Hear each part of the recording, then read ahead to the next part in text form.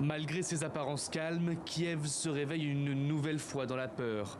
Au moins 3 fortes explosions ont été entendues ce matin, à l'aube du 20e jour de guerre.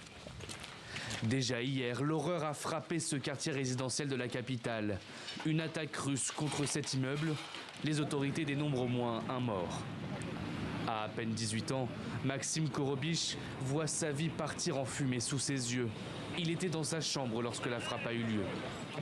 Nous dormions, ma mère m'a réveillé. Tout était en fumée. Nous avons couru dans la pièce de rangement pour nous cacher.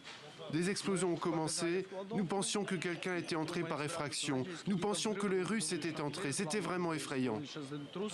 Autour de l'immeuble, la sidération s'est imposée sur le visage de chaque habitant. Impossible pour eux d'imaginer subir de telles violences.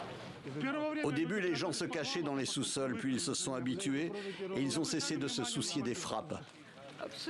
Nous ne nous attendions vraiment pas à ça. Nous pensions qu'un petit bâtiment dans la banlieue de Kiev, rien de grave ne pouvait lui arriver.